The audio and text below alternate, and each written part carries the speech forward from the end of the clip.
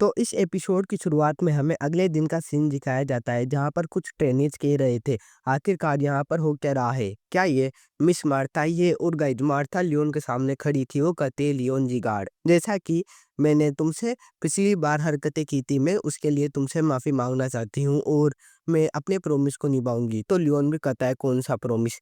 तो वो भी कहती है अब मैं हार चुकी हूँ तो मैं तुम्हारे एक आदेश का पालन करूंगी, समझ गए, अभी मैं यहाँ से जा रही हूँ। तो लियोन भी अपने मन में सोचता है मैंने इसकी बिल्कुल भी उम्मीद नहीं की थी, लेकिन ये अब बदल गई है, ये और भी ज़्यादा मैच्योर हो चुकी है। शायद इसकी एज कम हो लेकिन ये समझदार लग रही है। तभी वो जाकर डोरोन को पीट देती है, तो डोरोन भी कहता है मुझे माफ़ कर दो और वो कहते हैं मेरे साइड में हट जाओ बच्चे। और लियोन उसे देखकर अपने मन में सोचता है ये तो बस मेरे लिए ही बदली है। तभी हमें बताया जाता है एक नया साल आ चुका था और धीरे-धीरे और भी बदलाव हो रहे थे।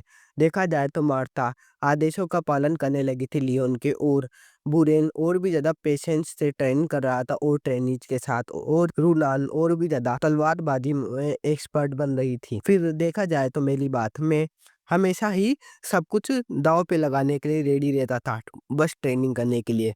और गाइस जब लियोन ट्रेनिंग कर रहा था तो आइड साइड के ट्रेनिंग्स कहते हैं इसने 3 दिन के अंदर ही उस टेक्निक को मास्टर कर लिया। आखिरकार ये कितना ज़्यादा टैलेंटेड है मुझे यकीन नहीं हो रहा, और इसने तो कुछ समय पहले ही इस टेक्निक को लिया था। शायद ये इंस्ट्रक्टर थे भी और भी ज़्यादा समझदार है। और गाइस ये सब बातें लिमेर सुन रहा था और हमें दिखाया जाता है लिमेर को जो कहता है इम्पॉसिबल, आप चाहते हैं कि मैं उन्हें और भी ज़्यादा सिखाऊं, लेकिन तुम्हारा पोता लियोन वो तो एक मॉन्स्टर है। तो वो भी कहता है हाँ मैंने उसके बारे में सुना है, लेकिन क्या तुम उसके बटलर हो तो तुम हमेशा उसकी बातें करते रहते हो। तो वो भी कहता है क्या आप उसके बारे में जानने के लिए क्यूरियस नहीं हो। तभी वो बताने लगता है तुम्हारे फिफ्थ हॉल में एम्प्लॉयज और भी ज्यादा बिजी लग रहे हैं, शायद क्या तुम किसी चीज को प्रिपेयर करवा रहे हो। वैसे मैं तुम्हें कुछ बताना चाहता हूँ, यहाँ पर कोई आने वाले हैं। तो वो भी कहता है कौन। तो वो बताने लगता है कुछ दिनों बाद यहाँ पर ओरवेन किंगडम के लोग आएंगे। फिर हमें गाइस ओरवेन किंगडम के बारे में बताया जाता है ये किंगडम 6 एम्परर्स और 5 डीमंस में से एक है जो जिगार्ड फैमिली के बहुत ही ज्यादा करीब है, और यहाँ के लोग जिगार्ड फैमिली के अच्छे दोस्त हैं। और इसी के साथ वहाँ पर स्वॉर्ड और मार्शल आर्ट को और भी ज्यादा सिखाया जाता है। तभी लिमेयर कहता है ओरवन किंगडम के लोग यहाँ पर क्यों आ रहे हैं, उन्हें क्या कुछ काम है।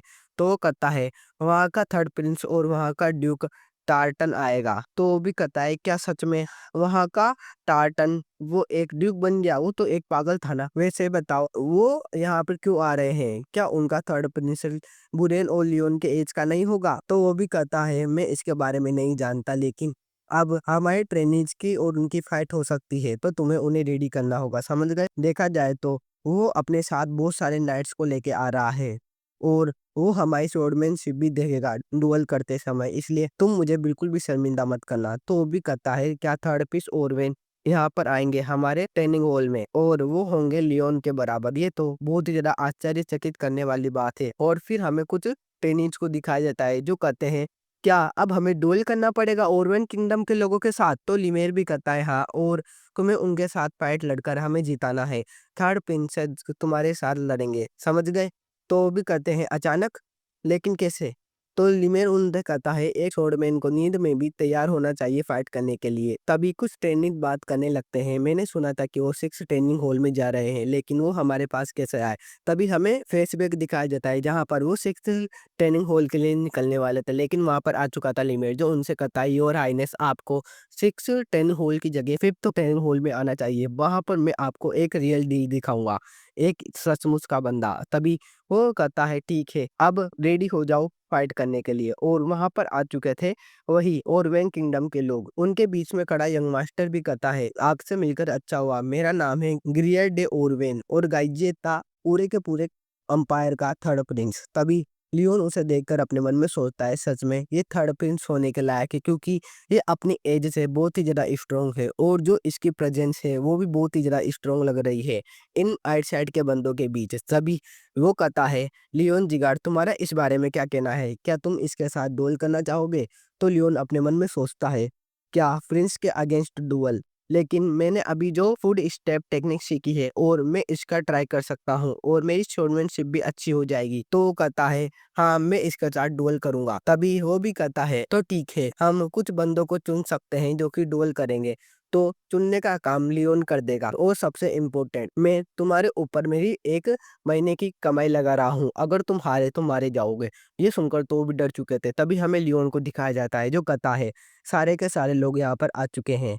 देखा जाए तो वो नाइट वो हमारी ही उम्र के हैं। उनके हाथों को तो अगर तुम ध्यान से देखोगे तो वो काँप रहे हैं, जबकि वो एकदम कंप्लीट पोजीशन में खड़े हैं और उन्होंने एक अच्छा आर्मर भी पहन रखा है, लेकिन वो तो एक नॉर्मल ट्रेनी है हमारी तरह। तो डुअल में तुम बिल्कुल भी नर्वस मत होना, वरना हारे जाओगे, समझ गए? वैसे भी तुमने जो मेहनत करी है और खून पसीना बहाया है उसका अब मूल्य चुकेगा, समझ गए? अब तुम्हें फाइट में पूरी जी जान लगा देनी है। अगर कुछ भी हो जाए बिल्कुल भी नर्वस मत होना, समझ गए? ओनली ऑन फाइट करो और अपना बेस्ट दो। और गाइस लियोन उन्हें ये मोटिवेशन दे रहा था, तो वो भी कहते हैं यस सर।